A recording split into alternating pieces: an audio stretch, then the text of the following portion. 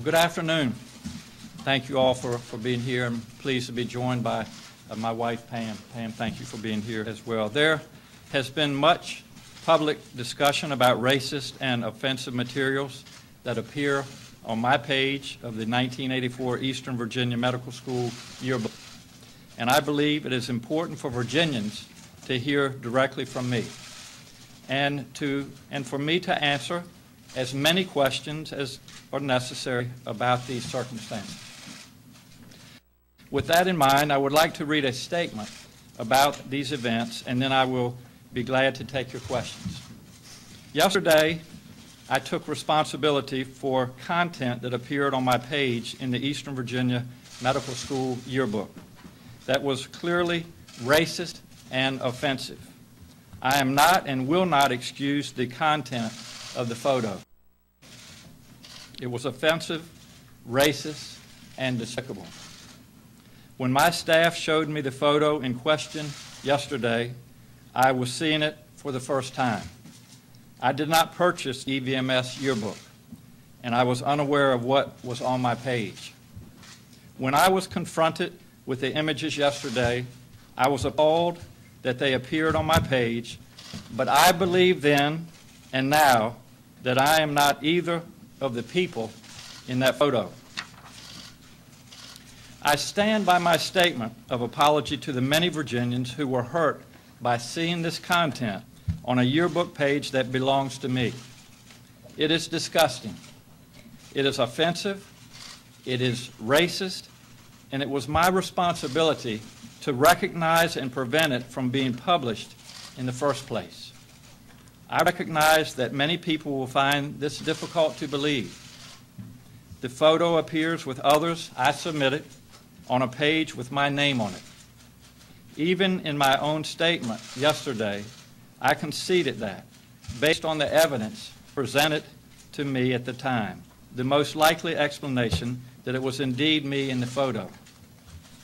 In the hours since I made my statement yesterday, I reflected with my family and classmates from the time and affirmed my conclusion that I am not the person in that photo. While I did not appear in this photo, I am not surprised by its appearance in the EVMS yearbook. In the place and time where I grew up, many actions that we rightfully recognize as abhorrent today were commonplace. My belief that I did not wear that costume or attend that party stems in part from my clear memory of other mistakes I made in this same period of my life. That same year, I did participate in a dance contest in San Antonio, in which I darkened my face as part of a Michael Jackson costume. I look back now and regret that I did not understand the harmful legacy of an action like that. It is because my memory of that episode is so vivid that I truly do not believe I am in the picture in my yearbook. You remember these things. As I began my career and met my wife, Pam, I also began to develop a stronger understanding of this country's history and the harm that certain actions and attitudes cause. That does not excuse my behaviors up to that point, but it did offer me an opportunity to change and to grow, and I took it.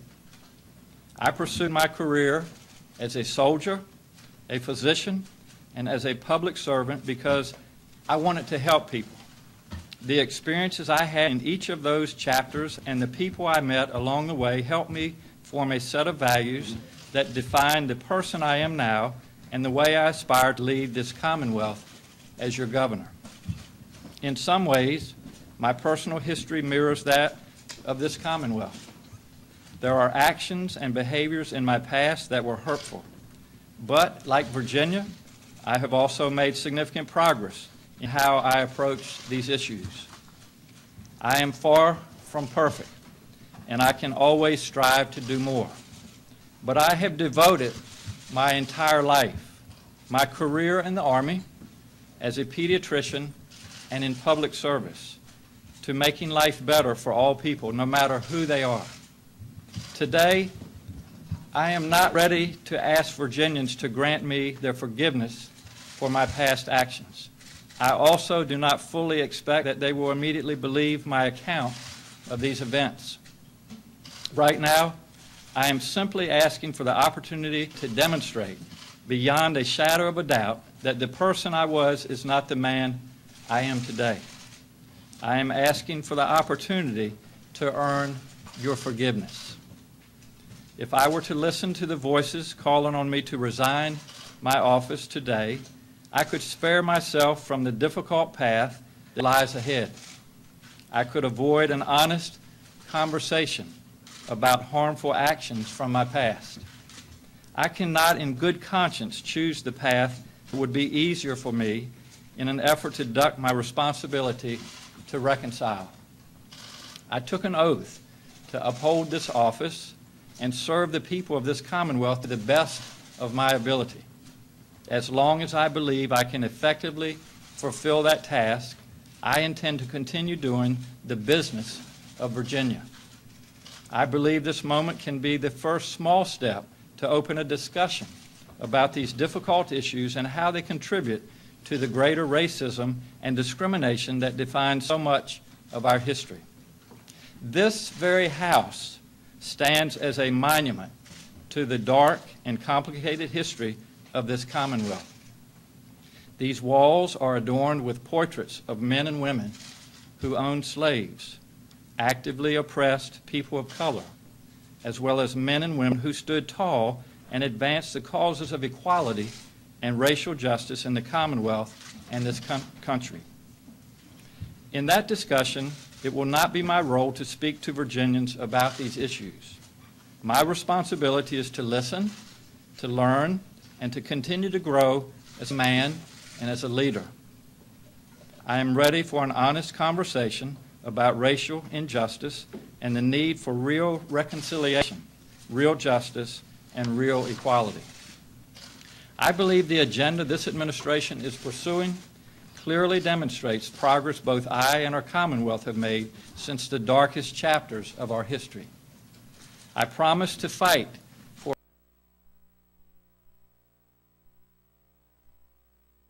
Virginia that works better for all people, and our commitment to economic justice, access to health care, criminal justice reform, educational equity, and a clean environment reflect those priorities. As this conversation moves forward, I want to hear from Virginians from every walk of life about how we can fight even harder to build the Virginia that they deserve.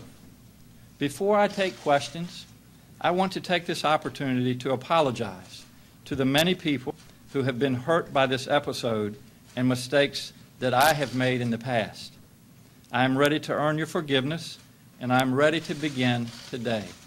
Thank you, and I look forward to your questions. Yes, sir. To be crystal clear, you're saying that you had no idea this racist photo existed before it surfaced less than 24 hours ago? The photo in the EVMS yearbook? Yes. That's correct. I was in the United States Army while I was in medical school. I knew where I was going upon graduation from medical school. I was doing rotations out of the state. I had nothing to do with the preparation of the yearbook, nor did I buy one. And so this was the first time, yesterday evening was the first time I saw this photo. It was shocking and it was horrific. How do you account for one of your nicknames that's listed in the VMI yearbook in 1981, Coonman? What's your explanation for that? My main nickname in high school and in college was Goose, because when my voice was changing, I would change an octave. There were two individuals, as best I can recollect, at VMI. They were a year ahead of me that called me Coon Man. I don't know their motives or intent. I know who they are, but that was the extent of that, and it ended up in the yearbook, and I regret that. Before you spoke, you had almost the entire Democratic establishment calling for your resignation, saying that it's Justin Fairfax who deserves to stand where you're standing right now. What's your response to that? You know, I think we have done a great job over the last year. We've worked on a lot of the challenges that I just outlined. This has hurt a lot of people. It's hurt a lot of people in our party. I suspect it's hurt people in the opposing party, and it's hurt Virginians. And I want to assure everybody, number one, that that is not my picture. That is not my person on that picture in the yearbook. We will continue to lead. We will continue to talk about the issues that are important. But we also will have a conversation as we move forward about trust. And I have been a man of honor. As you know, I was the president of the Honor Court at VMI. I asked my colleagues, I asked Virginians to accept my word, to realize that I have made mistakes in my past, to offer forgiveness, and then let's all as a Commonwealth move forward. Last question, sir. You talked there about some incident in San Antonio. Yes. That made you realize that you may have actually been in blackface at some time.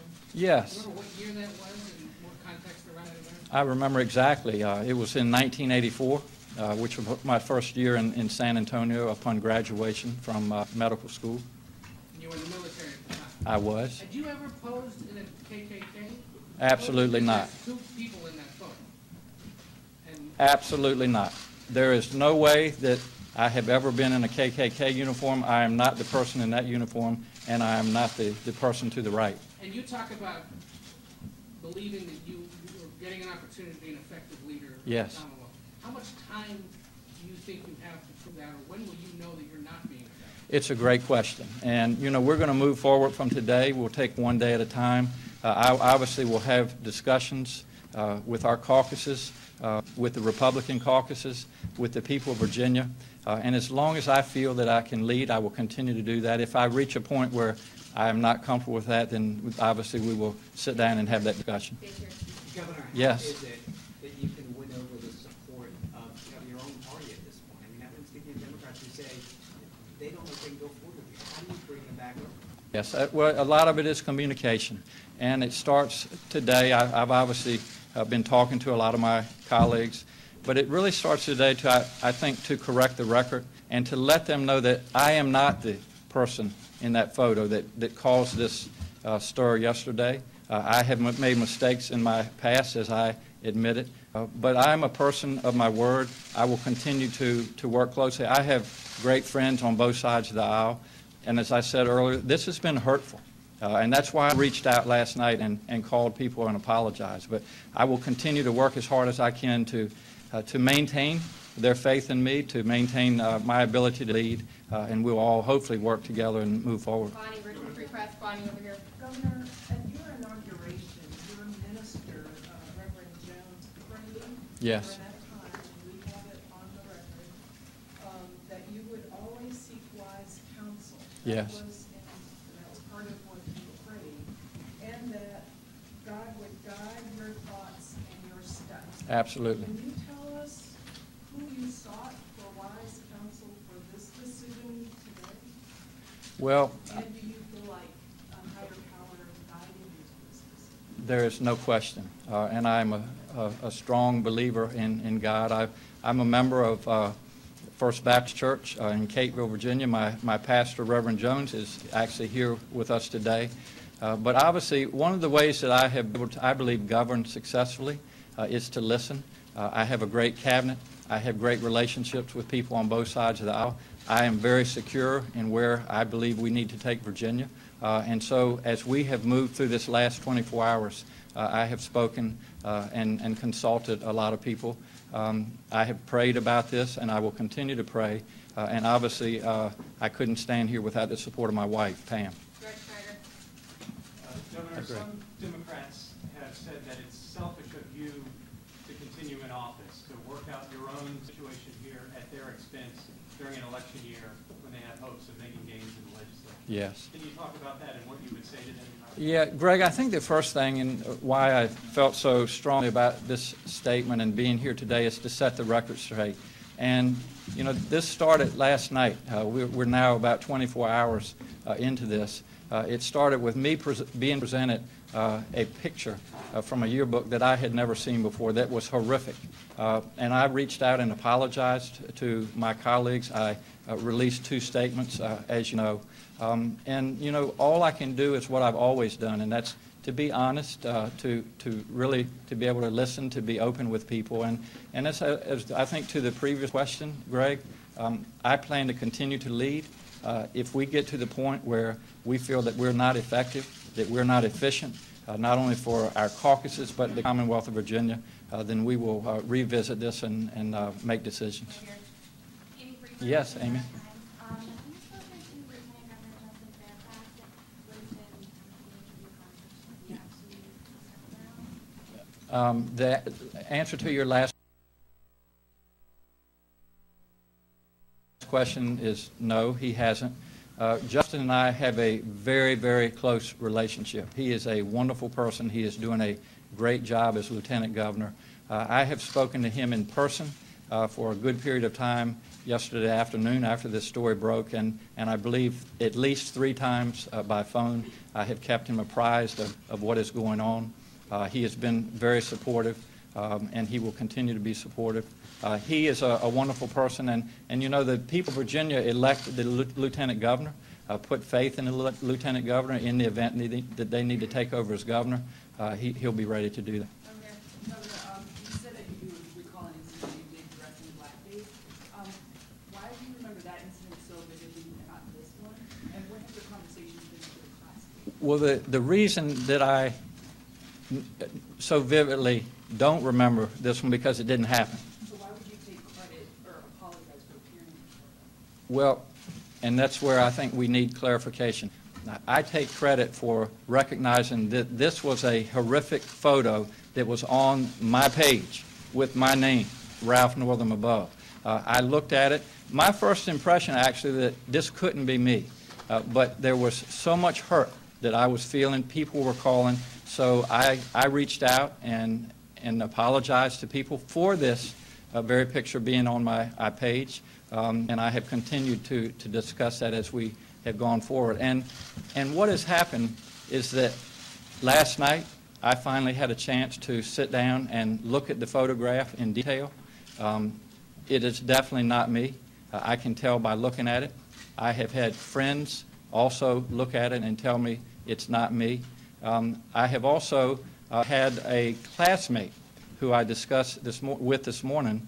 We talked about this situation, and I said, you know, is there a possibility, you think, that someone could have put a photo on the wrong page? She said it happened on numerous pages in this very yearbook. So I still don't have a copy of the yearbook. We are in the process of obtaining that. We're going to look through, we're going to continue to gather evidence in the coming days, and I think all of you will be reassured to see that I am not in that photograph. Governor, you said at the San Antonio party you darkened your face. I just want to be perfect. Yes. Were you in blackface at that? I wasn't. I mean, I'll tell you exactly what I did, Alan. I dressed up in a, what's his name? Michael Jackson, excuse me. That's why I had Pam with me. I had the shoes, I had a glove, and I used just a little bit of shoe polish to put under my, or on my cheeks. And the reason I used a very little bit is because I don't know if anybody's ever tried that, but you cannot get shoe polish off. But it was a dance contest. I had always liked Michael Jackson. I actually won the contest because I had learned how to do the moonwalk. But then let me tell you what happened, Alan.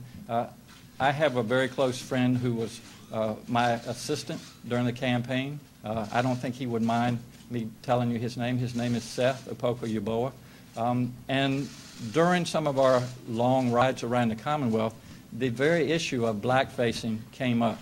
And he really did a good job communicating to me why that's so offensive. And it was actually during that conversation, I said, you know, Seth, I put some polish on my face. I competed in a dance contest dressed up as Michael Jackson. And I said, I assume you probably would think that's offensive. He said, I would. And I said, you know what, Seth?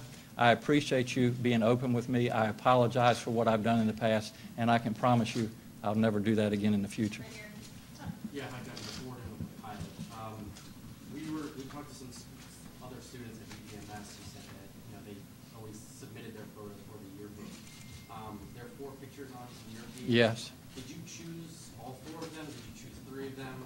And then if you're saying the last one is not you, are you saying that it's placed there without your consent? It's Are you saying the last photo is placed there without your consent? Yes, there are 3 photos too, if I could look at the picture, but I think there are 3 photos. One, me standing in front of a car that I restored, one kneeling like on a farm setting, and then one just a more formal picture. I did submit those. Where this other picture came from, I don't know, and I'm not going to sit here and hypothesize or speculate how it happened, but I can only imagine that if there are a number of photos laid out on a table and someone is pasting those on page after page, that one could get mistakenly put on the wrong page. And as I said earlier, this has happened numerous times in this particular yearbook, and I suspect that's what happened in this case. Governor, how do you expect people to believe you? Because yesterday you were accepting responsibility for this, and then within less than 24 hours you're saying, no, it wasn't me. You can find it hard to believe that people are having a hard time, that people are having a hard time.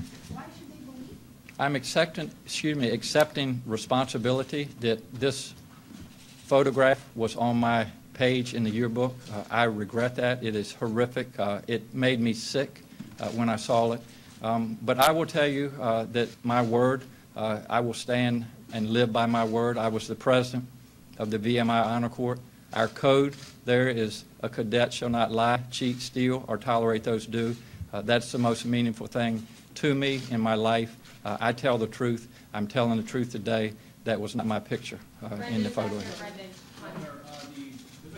on the yearbook that talks about drinking. Is it possible, were you a big drinker at the time, and is it possible that you were drinking when you took a photo and just don't remember? You know, I have had a drink over the years, several drinks over the years, but I have never been to the point where I'm not in touch with my surroundings.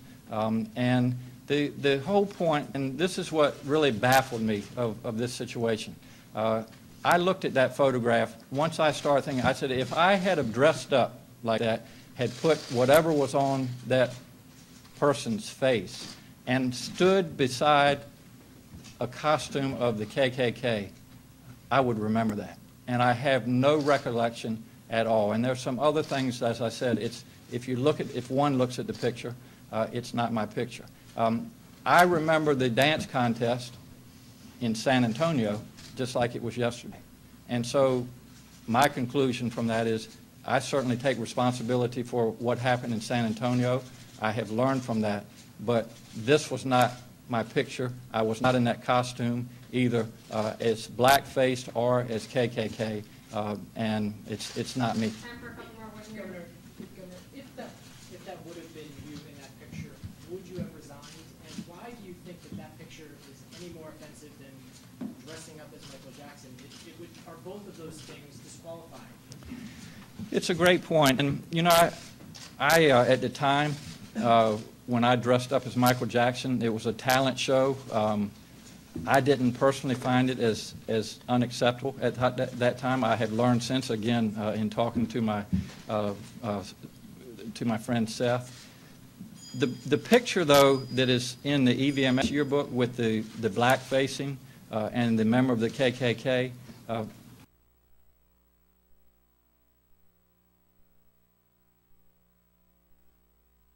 it's just horrific. It's totally offensive. And so I find both of them to be wrong. I wasn't responsible for the first one, I can tell you that. I take responsibility for the issue in San Antonio. Governor, Marie, then you go. Governor, you've had a little bit of a rough week, earlier in the week with the comment on abortion and listening restrictions. Why do you think this photo surfaced now? You know, I don't want to ever, you know, try to judge someone's intent, but it is perhaps coincidental. And, you know, I guess most accurately is to probably ask the person. I've heard kind of secondhand from that person why he did this, but I would rather it come from you. But there was an agenda involved. Governor, kind of to that point, you've run two pretty rough and tumble statewide races in recent years. Anyone would think that goes to this kind of a race does a self-search of this kind of material, while inevitably your opponents are probably doing it as well. Did Yes. it ever dawn on you to go back and look for yearbooks from everyone from kindergarten all the way through, just in case there was something? Well, we always are asked when we're running, what kind of things should our people look into. Obviously, there's opposition research on the other side, but I would tell you, no, I didn't ever really think about that there would be anything offensive in my EVMS yearbook. But this just literally hit me like a ton of bricks last night. It totally caught me off guard. So it was something that I wasn't expecting. And to your point, the people that do that kind of research, perhaps they should have looked at that. And you said that the competition in San Antonio was a dance competition? Yes. And it was that you danced the moonwalk? That's right. Are you still able to moonwalk? Inappropriate circumstances. My wife says inappropriate circumstances. Governor, why do you feel like this is the best way forward for Virginia, for you to stay in office? When you have constituents, you have top leaders saying they've lost trust in you. Sure. Reopen. What I really want to do is talk about the racism and the hatred and the bigotry that I have fought so long and hard for. I mean, I'll give you just a quick example. When the white supremacists marched into Charlottesville, I was there with then Governor McAuliffe and our Attorney General, just denouncing that. And so I have felt very strongly about that. We still have a lot of issues to work on as we move forward, as I talk about inequities in access to voting, access to education, health care, the justice system. So we still have a lot of work to do. And I really think this is probably a good opportunity to talk about that issue with what has happened this week. Hey, Governor? Yes. The Virginia Legislative Black Caucus in viewing your remarks has already responded, amplifying their calls for you to resign. How do you respond to that? They're not moved by your remarks today. Well, I will continue to reach out and talk to them about this issue. Again, I want to reinforce, as I was saying earlier in the question, I have made mistakes in my life, but what caused this stir up yesterday, I'm not responsible for. That is not me in that photo. And I would hope that all the caucuses and the people of Virginia will realize that. That's not me. That's not who I am. And while I have made mistakes in my past, what started this yesterday is something that is not realistic, and I just hope people will realize that. Hey, John.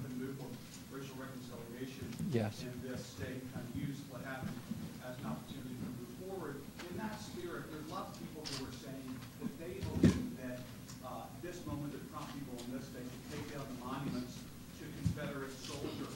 Where did you come down on that at this point? And if you do stay in office, would you push it to take down the statue?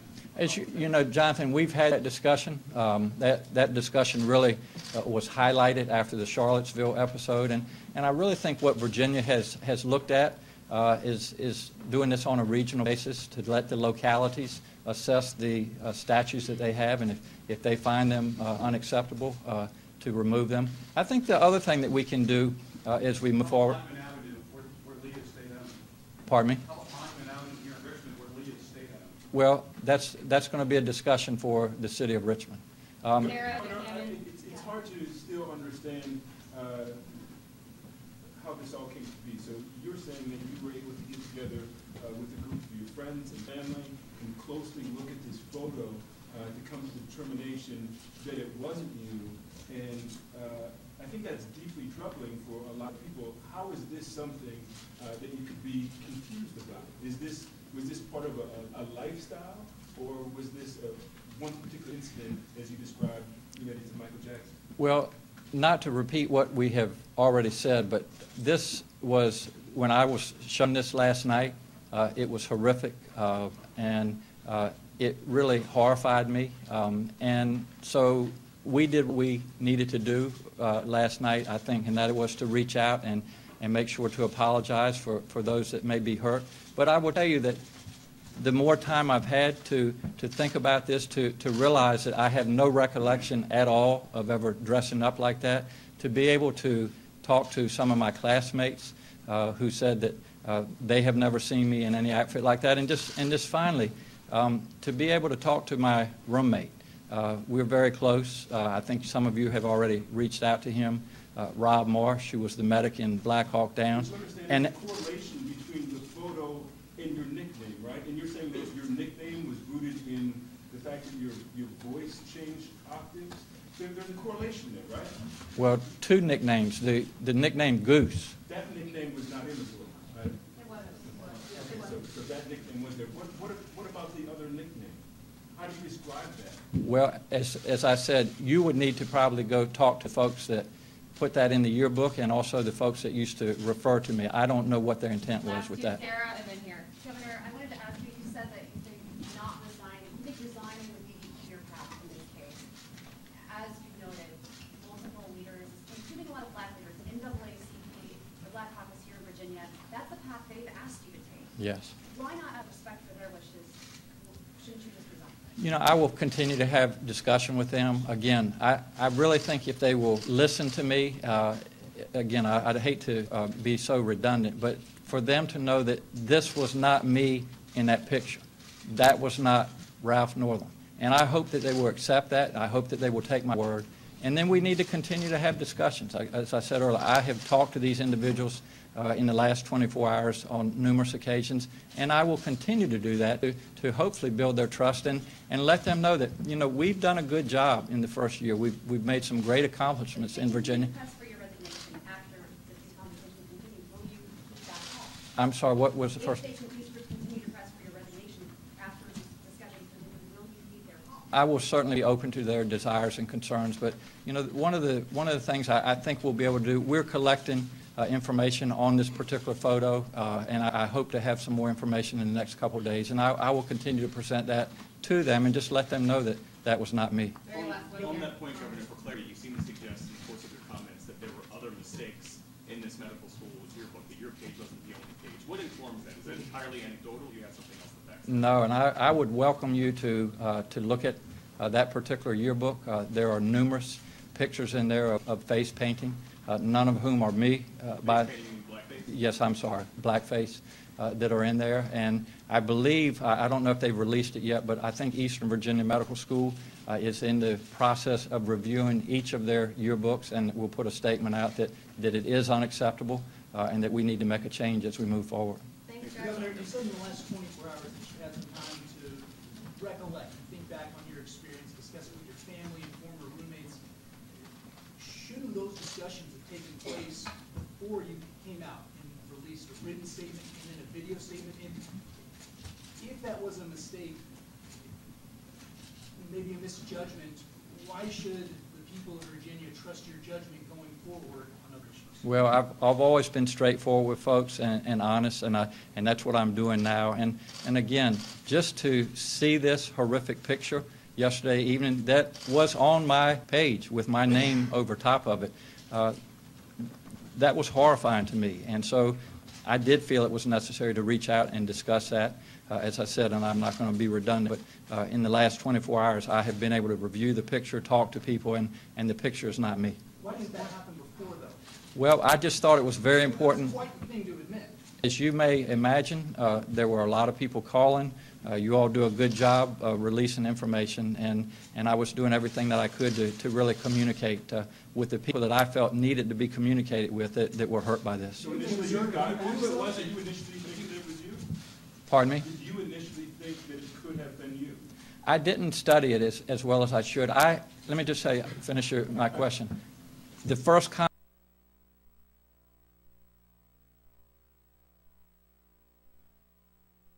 that I made to the individual that showed it to me, I said, this can't be me. It, though, was on... It sounds like a question more than a statement. Well, it's not me. And it was horrific, and the fact that it was on my page was just unacceptable, and I felt the need, as did my staff, to reach out and apologize to these folks. How old were you during the Michael Jackson incident? What time frame was that? During that, I was 25. What steps are you taking to investigate the picture? Can you talk a little more about that? There are several different measures to look at things such as facial recognition. And again, I hope everybody in Virginia will be patient with me. That's going to take a little bit of a time. And that's really, Greg, why I don't want to rush into any decisions. I want to have all the facts, and I want Virginia to have all the facts. That's important to me. What are you doing tomorrow? What are you doing in the immediate future here? What's next? Well, I will continue to work with my staff and continue to reach out, and my phone is been working very hard in the last 24 hours, and I'll continue to do that. It's all, this process of leadership is all about communication, and I've done a good job in the past with that, and that's what I plan to do in the upcoming days. If you knew it wasn't you, why not just say that publicly right now? Alan, I didn't know at the time. There was so much happening, but like I was trying. What did you know? You just said you saw the picture and you said that can't be me. Why not just say that publicly? Well, because my word is important to me, and my first intention, Alan, was to reach out and apologize. And there, as you might imagine and understand, there are a lot of people that are hurt by this, and I want to reach out to them. After I did that last night, I sat and looked at the picture. Today I've had the opportunity to talk to classmates, my roommate, and I am convinced that is not my picture. Could there be other photos that look similar to this of you in blackface that could come out? Absolutely not. Thank you, Governor, you're asking folks now to take some time, let this investigation unfold, avoid a rush to judgment. Isn't that the opposite of what took place yesterday with yourself when you rushed to judgment and apologizing for this rather than waiting for the full facts to come out and then sharing those with the public?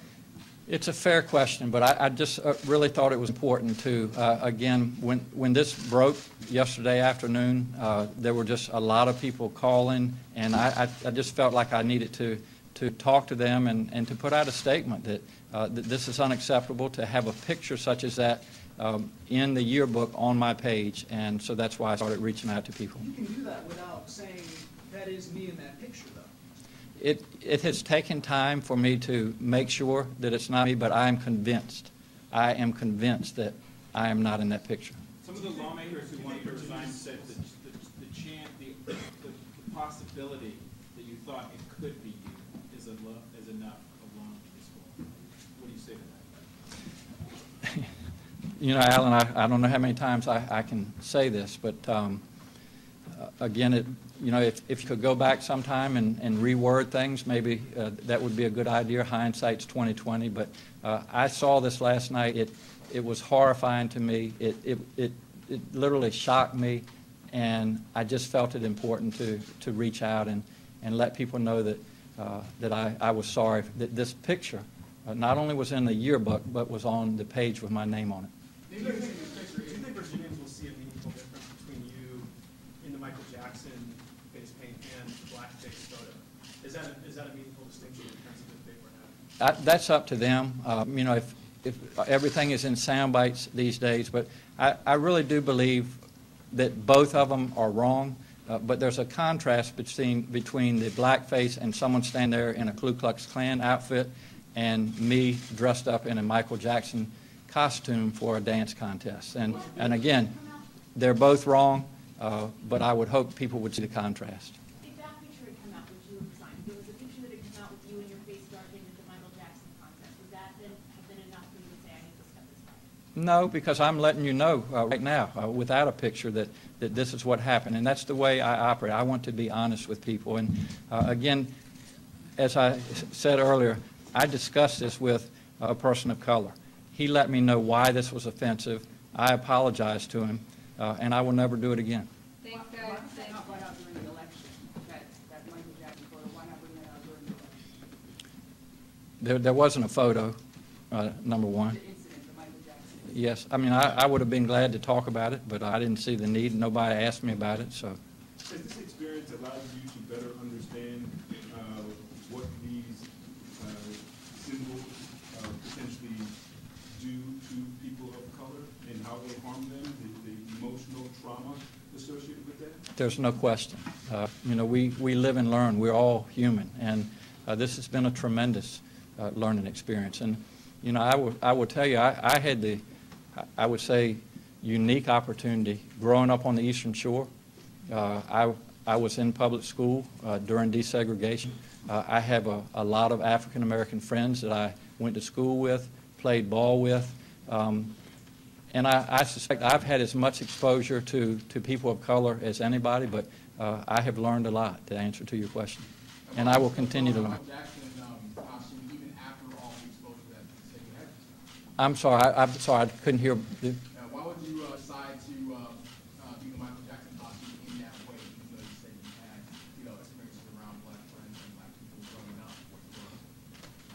Why did I You were dress up? 25 at that point, right? Yes, I didn't realize at the time that it was as offensive as I have since learned, and knowing that, what I know now, I wouldn't have done it, but at the time, I didn't realize that. Thanks so much, guys. How do you think this will affect your medical practice? Hold on a second. Are you worried that you could be made forcibly leave office? Is that Well, right now, I think it's important that we take one day at a time. I think that we will continue to collect information to definitively prove, in addition to my word, that I'm not in that picture. How do you think this will affect your medical practice, especially with people of color, knowing and hearing all of this now? And also, what about the Lee Jackson holiday in Virginia that you have direct control over? Yes, as you know, there was a piece of legislation this year to make Election Day a holiday. It didn't pass, but certainly in that discussion, if Election Day were a holiday, would we need to rid ourselves of a different holiday? And that was part of the discussion, to eliminate Lee Jackson. It's actually a 4-day weekend, as you know, on the Friday, with Monday being Martin Luther King Day. Regarding taking care of sick children, you know, as I've said, I learn every day. I have taken care of literally thousands of children and their families, and I can tell you I treat everyone the same way. Nobody has ever thought or accused me of being racist, and if and when I practice again, I will continue that same direction. Do you think as a grown adult that it's problematic that you need to have it explained to you that blackface is offensive?